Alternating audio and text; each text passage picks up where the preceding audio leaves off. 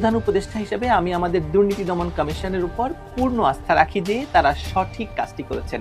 শ্রম আইন লঙ্ঘনের অভিযোগে কলকারখানা এবং প্রতিষ্ঠান পরিদর্শন অধিদপ্তরের দায়ের করা মামলায় মোহাম্মদ ইউনূস সহ 4 জনকে গত 1 জানুয়ারি 6 মাস করে কারাদণ্ড দেন শ্রম আদালত। শুনানির দিন পিছিয়েছে, আগামী 5 আগস্ট শুনানির পরবর্তী দিন ঠিক করা হয়েছে। 5 আগস্ট। সেক্ষেত্রে যাবজ্জীবন কারাদণ্ড না হলেও 10 বছরের সাজা হতে পারে অপরাধ প্রমাণিত হলে। তার মানে মামলা চলাকালীন সময়ে কি জেলে যেতে হতে পারে তাকে। কিন্তু 5 আগস্ট যে শুনানি হওয়ার কথা ছিল সেদিন সে শুনানি তো হয়নি। উল্টো ডক্টর ইউনূস তার সন্ত্রাসীদের সঙ্গে নিয়ে রাষ্ট্র ক্ষমতাই দখল করেছেন। বুঝতেই পারবেন যে ক্ষমতা পেয়ে আদালতকে তিনি কিভাবে চালানো শুরু করে দিয়েছিলেন। ক্ষমতায় থাকা অবস্থায় বিরোধী রাজনীতিবিদদেরকে দুদক দিয়ে হয়রানির বিষয়টি যে কতটা আরামের সেটি আবার প্রমাণ করেছেন অরাজনৈতিক সরকারের দখলদার প্রধান উপদেষ্টা ডক্টর মোহাম্মদ ইউনূস। ডক্টর ইউনূসের সরকারের রাজনৈতিক অস্ত্র হিসেবে এখন আর কিছুই অবশিষ্ট নেই। বিগত 10 মাসে সবকিছু তারা ব্যবহার করে ফেলেছেন। হাতে এখন অবশিষ্ট আছে কথিত দুর্নীতির বিচার। আর বাংলাদেশের দুর্নীতি দমন কমিশনের অবস্থাটা একটু ভাববার অনুরোধ জানাই আপনাদেরকে। 5 আগস্টের আগে ডক্টর ইউনূসের বিরুদ্ধে দেশের দুর্নীতি দমন কমিশনের মামলাগুলো প্রায় রায় দেওয়ার দ্বারপ্রান্তে চলে গিয়েছিল। সে সময় তিনি দুর্নীতি দমন কমিশন নিয়ে কি বলেছিলেন আর এখন কি বলছেন সে বিষয়টি নিয়েই আজকের এই ভিডিও। তবে শুরুতেই আমি ডক্টর ইউনূস তার লন্ডনে 39 জন সফর সঙ্গী নিয়ে যে ভ্রমণে এসেছিলেন বাংলাদেশের জনগণের কোটি কোটি টাকা খরচ করে, এবং লন্ডন সফরকালে বিবিসির রাজিনী বৈদ্যনাথনকে দেওয়া সাক্ষাৎকারে চুম্বকাংশ, বিশেষ করে ব্রিটিশ সরকারের সাবেক মন্ত্রী টিউলিপ সিদ্দিক এমপি বিষয়ে তার বক্তব্য আপনাদের আবারও একটু তর্জমা করে শোনাতে চাই। আসুন দেখি কি বলেছিলেন ডক্টর ইউনূস টিউলিপ সিদ্দিকের দাবি সম্পর্কে। রাজিনী বৈদ্যনাথন জিজ্ঞেস করছেন, এবার কিয়ার স্টামারের এক এমপি লেবার পার্টির টিউলিপ সিদ্দিকীকে নিয়ে বলি। তিনি বাংলাদেশের সাবেক প্রধানমন্ত্রী শেখ হাসিনার ভাগ্নি, আর বাংলাদেশের এক আদালত তার বিরুদ্ধে অবৈধভাবে জমি নেওয়ার অভিযোগে গ্রেপ্তারি পরোয়ানা জারি করেছে, যদিও তিনি তা অস্বীকার করেছেন। তিনি আপনাকে চিঠি লিখেছেন, আমরা সেই চিঠি দেখেছি। তিনি আপনার সঙ্গে দেখা করতে চেয়েছেন, আপনি কি তার সঙ্গে দেখা করবেন? ডক্টর ইউনূস বলছেন, না, আমি দেখা করব না, কারণ এটি একটি আইনি প্রক্রিয়া, আমি সেই প্রক্রিয়ায় হস্তক্ষেপ করতে চাই না, প্রক্রিয়াটা যেন চলতে পারে। রাজিনী বৈদ্যনাথন আবার প্রশ্ন করছেন, ব্রিটিশ সরকারের ইন্ডিপেন্ডেন্ট এথিক্স অ্যাডভাইজার টিউলিপ সিদ্দিকির বিষয়ে একটি তদন্ত করেছেন এবং তাকে নির্দোষ ঘোষণা করেছেন। টিউলিপ বলেছেন বাংলাদেশের দুর্নীতি দমন কমিশন বা দুদক তার বিরুদ্ধে কোনো প্রমাণ হাজির করতে পারেনি। তাহলে কেন এখনো দুদক তার বিরুদ্ধে তদন্ত চালিয়ে যাচ্ছে? ডক্টর ইউনূস বলছেন, যেহেতু এটি আদালতের বিষয় তাই আদালতই সিদ্ধান্ত নেবে যে মামলা চালানোর মতো যথেষ্ট উপকরণ আছে কিনা, কিংবা মামলাটি বাতিল করা উচিত কিনা। রাজিনী বৈদ্যনাথন জিজ্ঞেস করছেন, কিন্তু আপনি তো দুর্নীতি দূর করার অঙ্গীকার নিয়ে এসেছেন। আমি প্রশ্নটা আবারও করি। দুদক বলছে এটি কোনো ভিত্তিহীন তদন্ত নয়, তাদের ভাষ্য অনুযায়ী অভিযোগ উদ্দেশ্য প্রণোদিত নয়, কিন্তু টিউলিপ সিদ্দিকের আইনজীবীরা বলছেন তারা কোনো প্রমাণই দেখেননি, এমনকি দুদক তাদের সঙ্গে যোগাযোগ করেনি। মোহাম্মদ ইউনূসের উত্তর দিচ্ছেন, আইনি প্রক্রিয়ায় আইনজীবীদের মধ্যে তথ্য বিনিময় হয়। রাজিনী বৈদ্যনাথন বলছেন, কিন্তু তিনি তো বলছেন তেমন কিছু হয়নি। মোহাম্মদ ইউনূস উত্তর দিচ্ছেন, সেজন্য সময় তো শেষ হয়ে যায়নি, আইনি প্রক্রিয়াগুলো সময় নেয়, বাংলাদেশ কখনো বলেনি কোনো তথ্য দেওয়া হবে না। রাজিনী বৈদ্যনাথন আবারও তাকে প্রশ্ন করছেন, কিন্তু ইতোমধ্যে সুনির্দিষ্ট একটি অভিযোগে তার বিরুদ্ধে গ্রেপ্তারি পরোয়ানা জারি হয়ে গেছে। অন্যদিকে তিনি অর্থাৎ টিউলিপ সিদ্দিক ও তার আইনজীবীরা স্পষ্ট করেই বলছেন যে এটা সম্পূর্ণ অবিচার এবং নিয়মতান্ত্রিকতার পরিপন্থী। তারা বলছেন কোনো যোগাযোগ করা হয়নি তাদের সঙ্গে। মোহাম্মদ ইউনূস বলছেন, এটা আইনজীবী বনাম আইনজীবীর বিষয়, দুদকের আইনজীবীরা নিশ্চয়ই এই বিষয়ে একটি যুক্তিগ্রাহ্য ব্যাখ্যা দিতে পারবেন। রাজিনী বৈদ্যনাথন তাকে জিজ্ঞেস করছেন, কিন্তু সহজভাবে বললে টিউলিপ বলছেন তার আইনজীবীরা দুদকের কাছ থেকে কোনো বার্তা পাননি, তাই তিনি বলছেন এটা যথাযথ আইনি প্রক্রিয়া নয়। ডক্টর ইউনূস উত্তর দিচ্ছেন, দুদকের পক্ষ থেকে তাদের আইনজীবী বিষয়টি ব্যাখ্যা করতে পারবেন কিভাবে এটি একটি যথাযথ আইনি প্রক্রিয়া। অনেক বড় কথা। তারপরেও রাজিনী বৈদ্যনাথন আবার প্রশ্ন করছেন, ঠিক আছে, কিন্তু আপনি তো প্রধান উপদেষ্টা, তাহলে আপনি কি এখন দুদককে আরো স্বচ্ছ হতে বলবেন? আপনি কি এখন এটি অন রেকর্ডে বলতে চান যে তারা যেন দ্রুত প্রমাণ উপস্থাপন করে যাতে অভিযোগ নিয়ে কোনো সন্দেহ না থাকে? কারণ টিউলিপ সিদ্দিক তো অভিযোগ অস্বীকার করছেন। মোহাম্মদ ইউনূস উত্তর দিচ্ছেন, প্রধান উপদেষ্টা হিসেবে আমি আমাদের দুর্নীতি দমন কমিশনের উপর পূর্ণ আস্থা রাখি যে তারা সঠিক কাজটি করেছেন। একটু মনে রাখবেন আপনি এখানে এই ব্যাপারটি, যে উনি বলছেন দুদকের উপর তিনি পূর্ণ আস্থা রাখেন। টিউলিপ সিদ্দিকের বিরুদ্ধে রাজিনী বৈদ্যনাথন আবার প্রশ্ন করছেন, টিউলিপ সিদ্দিকের বিরুদ্ধে গ্রেপ্তারি পরোয়ানা জারি হয়েছে, যদি তার বিরুদ্ধে যথেষ্ট প্রমাণ পাওয়া যায় তাহলে কি তাকে দেশে ফিরিয়ে নেওয়ার চেষ্টা করা হবে? এটি একটি আইনি প্রক্রিয়ার বিষয়, এক ধাপের পর আরেক ধাপ আসে, বলছেন ডক্টর ইউনূস। রাজিনী বৈদ্যনাথন প্রশ্ন করছেন, কিন্তু দেশে ফেরানোর বিষয়টা কি এই প্রক্রিয়ার অংশ হতে পারে? মোহাম্মদ ইউনূস বলছেন, যদি আইনের আওতায় পড়ে তাহলে হতেই পারে। রাজিনী বৈদ্যনাথন আবার জিজ্ঞেস করছেন, অর্থাৎ যথেষ্ট প্রমাণ থাকলে দুদক তাকে দেশে ফেরত পাঠানোর অনুরোধ জানাতে পারে। মোহাম্মদ ইউনূস বলছেন, যদি আইন সেটা চায়। এবার চলুন আমরা দেখে আসি 5 আগস্টের আগে ডক্টর ইউনূসের বিরুদ্ধে দুদকের দায়ের করা মামলা বিষয়ে তিনি ও তার আইনজীবীরা কি বলেছিলেন।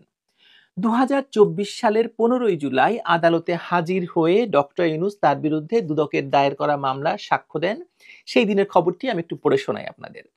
25 কোটি টাকা আত্মসাৎ এবং পাচারের অভিযোগে করা দুদকের মামলায় নোবেল বিজয়ী ডক্টর মোহাম্মদ ইউনূস হাজিরা দিতে আদালতে উপস্থিত হয়েছেন। সোমবার মানে 15 জুলাই সকাল 10:55 তিনি ঢাকা মহানগর দায়রা জজ আদালতে প্রাঙ্গণে আসেন। এরপর ঢাকার বিশেষ জজ আদালত 4-এ বিচারক মোহাম্মদ রবিউল আলমের আদালতে এ মামলার সাক্ষ্য গ্রহণের দিন ধার্য রয়েছে। তবে সাক্ষ্য গ্রহণের জন্য সময় চেয়ে আবেদন করেছে ডক্টর ইউনূসের আইনজীবী। শ্রম এবং কর্মসংস্থান মন্ত্রণালয়ের কলকারখানা এবং প্রতিষ্ঠান পরিদর্শন অধিদপ্তরের উপমহাপরিদর্শক গ্রামীণ টেলিকম কোম্পানির পরিচালনা পর্ষদের বিরুদ্ধে কিছু অভিযোগ সম্বলিত একটি প্রতিবেদন দুদকে পাঠানো হয়। ওই প্রতিবেদনের সূত্র ধরে 2022 সালের 18 জুলাই অনুসন্ধান শুরু হয়। অভিযোগগুলো ছিল অনিয়মের মাধ্যমে শ্রমিক কর্মচারীদের মধ্যে বন্টনের জন্য সংরক্ষিত লভ্যাংশের 5% লোপাট, শ্রমিক কর্মচারীদের পাওনা পরিশোধকালে অবৈধভাবে অ্যাডভোকেট ফি এবং অন্যান্য ফির নামে 6% অর্থ কর্তন, শ্রমিক কর্মচারীদের কল্যাণে তহবিলে বরাদ্দ করা সুদ সহ 45,52,13,643 টাকা বিতরণ না করে আত্মসাৎ। এছাড়া কোম্পানি থেকে 2,977 কোটি টাকা মানি লন্ডারিং এর উদ্দেশ্যে বিভিন্ন সহযোগী প্রতিষ্ঠানগুলোর ব্যাংক অ্যাকাউন্টে স্থানান্তরের মাধ্যমে আত্মসাৎ। শ্রম আইন লঙ্ঘনের অভিযোগে কলকারখানা এবং প্রতিষ্ঠান পরিদর্শন অধিদপ্তরের দায়ের করা মামলায় মোহাম্মদ ইউনূস সহ 4 জনকে গত 1 জানুয়ারি 6 মাস করে কারাদণ্ড দেন শ্রম আদালত। সেই সাজার রায় চ্যালেঞ্জ করে মোহাম্মদ ইউনূস সহ 4 জনের করা আপিল গত 28 জানুয়ারি শুনানির জন্য গ্রহণ করেন শ্রম আপিল ট্রাইব্যুনাল। মানি লন্ডারিং প্রতিরোধ আইনের মামলায় নোবেল বিজয়ী অর্থনীতিবিদ ডক্টর মোহাম্মদ ইউনূস সহ 14 জনের বিরুদ্ধে সাক্ষ্য গ্রহণের শুনানির দিন পিছিয়েছে। আগামী 5 আগস্ট শুনানির পরবর্তী দিন ঠিক করা হয়েছে। 5 আগস্ট 2024 সাল। ঢাকার বিশেষ জজ আদালত 4 আজ সোমবার মানে 15 জুলাই এই আদেশ দেন। প্রথম আলোকে এই তথ্য নিশ্চিত করেছেন মোহাম্মদ ইউনূসের আইনজীবী আব্দুল্লাহ আল মামুন। আইনজীবী আব্দুল্লাহ আল মামুন সাংবাদিকদের বলেন, গত 12 জুন নোবেল বিজয়ী অর্থনীতিবিদ মোহাম্মদ ইউনূস সহ 14 জনের বিরুদ্ধে অভিযোগ গঠন করেছেন আদালত। আদালতের ওই আদেশ চ্যালেঞ্জ করে মোহাম্মদ ইউনূস হাইকোর্টে আবেদন করেছেন। উচ্চ আদালত আবেদনে বিচারাধীন থাকায় সাক্ষ্য গ্রহণ শুনানির নতুন দিন ঠিক করা হোক। সব পক্ষের শুনানি নিয়ে আদালত সাক্ষ্য গ্রহণের নতুন দিন ঠিক করেছেন। কি সাজা হতে পারত ডক্টর ইউনূসের যদি এটি ঠিকমতো আগাতো এই মামলাটি? আসামির বিরুদ্ধে 1860 সালের দণ্ডবিধির 409, 420, 467, 468, 471 এবং 109 ধারা এবং মানি লন্ডারিং প্রতিরোধ আইন 2012-র 4-এর 2 এবং 3 ধারায় অভিযোগ আনা হয়েছে। উক্ত ধারাসমূহের মধ্যে 2টি ধারায় সর্বোচ্চ সাজা হলো যাবজ্জীবন কারাদণ্ড। 1860 সালের দণ্ডবিধির 409 এবং 467 ধারায় সর্বোচ্চ সাজা হলো যাবজ্জীবন কারাদণ্ড। তার মানে এই 2 ধারায় সর্বোচ্চ সাজা হলে 2 বার যাবজ্জীবন কারাদণ্ডে দণ্ডিত হতে পারতেন। 420 ধারায় সর্বোচ্চ সাজা 7 বছর কারাদণ্ড, 468 ধারায় সর্বোচ্চ সাজা 7 বছর কারাদণ্ড, 471 ধারায় দণ্ডের কথা সুনির্দিষ্ট করে বলা না হলেও যে দলিলটি জালিয়াতি করা হয়েছে সেরূপ সাজা প্রদানের কথা বলা হয়েছে। 109 ধারায় দুষ্কর্মের সহায়তার সাজা, যেরূপ অপরাধ সংগঠনের সহায়তা সেরূপ সাজা হবে। মানি লন্ডারিং প্রতিরোধ আইন 2012-র 4-এর 2 এবং 3 ধারায় সর্বোচ্চ সাজা 12 বছরের সশ্রম কারাদণ্ড। দুদকের মামলা করলে সাজা অনিবার্য কি? আসলে এই প্রশ্নটি করি। দুদক কোনো মামলা করলে সেক্ষেত্রে বেকসুর খালাস পাওয়ার নজির তেমনটি নেই। অপরদিকে দুদকের মানি লন্ডারিং প্রতিরোধ আইন 2012-র আওতায় করা কোনো মামলা খালাস হওয়ার নজিরই নেই। সেক্ষেত্রে যাবজ্জীবন কারাদণ্ড না হলেও 10 বছরের সাজা হতে পারে অপরাধ প্রমাণিত হলে। তার মানে মামলা চলাকালীন সময়ে কি জেলে যেতে হতে পারে তাকে? যেহেতু ধারাসমূহ জামিন অযোগ্য, সেক্ষেত্রে মহামান্য হাইকোর্টে আগাম জামিন চাওয়া হতে পারে। মহামান্য আদালত মানে হাইকোর্ট জামিন দিলেও দিতে পারে, আবার নাও দিতে পারে। দিলে নির্দিষ্ট সময়ের জন্য জামিন প্রাপ্ত হবেন এবং মহামান্য হাইকোর্টের নির্দেশিত সময়ের মধ্যে বিচারিক আদালতে আত্মসমর্পণ করতে হবে। বিচারিক আদালত চাইলে জামিন দিতে পারেন, আবার জেল হাজতে প্রেরণ করতে পারেন বিচার চলাকালীন সময়ে। ডক্টর ইউনূসের ভাষায় আইন তার নিজস্ব গতিতে যেমন চলার কথা তেমনই চলছিল আর কি। তার মানে শেখ হাসিনার শাসনামলে আদালত তার বিরুদ্ধে বা আদালত তার নিজের সিদ্ধান্ত অনুযায়ী কাজ করছে এবং কাজ করেছে। ডক্টর ইউনূস তার বিরুদ্ধে আনিত অভিযোগ সমূহ আইনিভাবে মোকাবেলা করে যাচ্ছিলেন। কিন্তু 5 আগস্ট যে শুনানি হওয়ার কথা ছিল, সেদিন সে শুনানি তো হয়নি। উল্টো ডক্টর ইউনূস তার সন্ত্রাসীদের সঙ্গে নিয়ে রাষ্ট্র ক্ষমতাই দখল করেছেন। সে কথা আপনি আমি সকলেই জানি।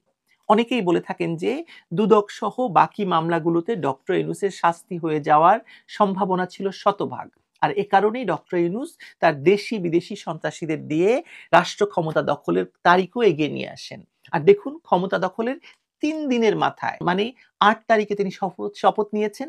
11ই আগস্টের সংবাদপত্র থেকে আপনাদের পড়ে শোনা একটু, বুঝতেই পারবেন যে ক্ষমতা পেয়ে আদালতকে তিনি কিভাবে চালানো শুরু করে দিয়েছিলেন প্রথম দিন থেকেই। খবরটি বলছে এরকম: গ্রামীণ টেলিকমের শ্রমিক কর্মচারীদের সংরক্ষিত ফান্ডের লভ্যাংশের 25 কোটি টাকা আত্মসাৎ এবং পাচারের অভিযোগে অন্তর্বর্তীকালীন সরকারের প্রধান উপদেষ্টা নোবেল বিজয়ী অধ্যাপক ডক্টর মোহাম্মদ ইউনূস সহ 14 জনকে খালাস দিয়েছে আদালত। রবিবার মানে 11ই আগস্ট ঢাকার বিশেষ জজ আদালত 4-এর বিচারক রবিউল আলমের আদালতে দুদক এ মামলা প্রত্যাহারের আবেদন করে। প্রত্যাহারের আবেদন মঞ্জুর করে তাদের মামলা থেকে খালাস দেন আদালত। খুব সহজ কথা এবং কয়েক লাইনের এই খবর। আপনাদের মনে থাকার কথা যে তখনও আদালত সঠিকভাবে কার্যক্রম শুরু করেনি, কিন্তু এরই মধ্যে ডক্টর ইউনূস তার বিরুদ্ধে থাকা সকল মামলা থেকে তিনি একে একে খালাস নিয়ে নিয়েছেন। তখনকার দুর্নীতি দমন কমিশনের উপর তিনি ও তার আইনজীবী ভরসা রাখতে পারেননি। আদালত থেকে বেরিয়েই তারা শেখ হাসিনার সরকার এবং দুর্নীতি দমন কমিশনের উপর বিষোদ্গার করতেন। আর এখন তিনি বিদেশি গণমাধ্যমকে সাক্ষাৎকার দিয়ে বলছেন যে তার নাকি দুর্নীতি দমন কমিশনের উপর পূর্ণ আস্থা রয়েছে। লক্ষ্য করুন, তিনি বলছেন মাই এসিসি বা আমার দুর্নীতি দমন কমিশন। তিনি ভুলে গেছেন বলতে যে দুদক একটি স্বায়ত্তশাসিত বা স্বশাসিত প্রতিষ্ঠান এবং এটি তার নিজস্ব আইন দ্বারা পরিচালিত। সরকারের সঙ্গে দুদকের কোনো সম্পর্ক নেই। কিন্তু ডক্টর ইউনূসের সরকার তো নিজেই যেহেতু অবৈধ, সেহেতু তাদের পক্ষে তো বৈধ এবং অবৈধের পার্থক্য নির্ণয় করা মুশকিল, তাই না? আর তাই তো রাষ্ট্রের টাকা খরচ করে একটি স্বশাসিত প্রতিষ্ঠানের প্রধানকেও ডক্টর ইউনূস তার সফর সঙ্গী বানিয়েছেন, রেখেছেন ডরচেস্টার হোটেলে। কত টাকা খরচ হয়েছে তা তো আমরা জানি। এখানে দুর্নীতি দমন কমিশনের কিছু করার নেই হয়তো, এবং কোনোদিন আমরা জানতে পারবো না। কোনো দুর্নীতি দমন কমিশন এটা যদি না সরকার পরিবর্তন হয়, তাহলে আমরা জানতে পারবো যে কত টাকা আসলেই খরচ হয়েছিল। আমি দেখতে পাচ্ছি যে ডক্টর ইউনূস ও তার সন্ত্রাসের সঙ্গীরা দুদককে তাদের পাহারাদার কুকুরের মতো ব্যবহার করছে। যখন তখন যা বলছে সেই নির্দেশ পালন করছে। যেমন ধরেন, আওয়ামী লীগ নামক একটি হাড্ডি নিয়ে ছুড়ে দিয়ে বলছে যা যা যা ধরে নিয়ে আয়। তারপর যেহেতু ধরে আনতে পারছে না, তাই তারা এক একটি মানে দুর্নীতি দমন কমিশন এক একটি মামলা দিয়ে এসে বলছে যে ধরতে পারিনি, কিন্তু মামলা দিয়ে এসেছি। উপদেষ্টাদের, এপিএসদের দুর্নীতি মামলার কি হলো জানেন আপনারা? কিছু আমরা জানি না। কিন্তু এবং আরো উপদেষ্টাদের সম্বন্ধে দুর্নীতি নিয়ে দুদক কোনো কাজ করছে না। অথচ ব্রিটিশ এমপি টিউলিপের বিরুদ্ধেও মামলা ঠুকে দিয়ে দুদক ডক্টর ইউনূসের কাছ থেকে বিরাট ক্রেডিট নিয়েছেন। কিন্তু এখন সেই মামলায় ডক্টর ইউনূসের সরকারকে আন্তর্জাতিকভাবে যে কিভাবে নিচে নামাবে, সেটা ডক্টর ইউনূস কল্পনাও করতে পারছেন না। বিবিসির সাক্ষাৎকার থেকে বোঝা যাচ্ছে যে এরকম আরো প্রশ্নের সম্মুখীন হতে হবে ডক্টর ইউনূস এবং তার সন্ত্রাসীদেরকে। আপনি দেখুন, রাজিনী রঙ্গনাথ বৈদ্যনাথন কিভাবে তাকে প্রশ্ন করছেন এবং কত দূর পর্যন্ত যাচ্ছেন এই প্রশ্নগুলো নিয়ে। লক্ষ্য করুন, ডক্টর ইউনূস শুধু ম্যা ম্যা করে আইন তার মতো চলবে, আইন তার মতো কাজ করবে, এসব কথা বলে এড়াতে চাইছেন এই অস্বস্তিকর প্রশ্ন। কারণ এই আন্তর্জাতিক খেলোয়াড় নিজেও জানেন যে তিনি সঠিক বলছেন না, সত্য বলছেন না। আর এ কারণেই তিনি আসলে হাত পা নেড়ে বোঝাতে চাইছেন, এক প্রশ্নের উত্তরে হাজার হাজার কথা বলছেন। ধোঁকাবাজি করে তিনি বাংলাদেশে পার পেতে পারেন, কিন্তু বিদেশে অসম্ভব।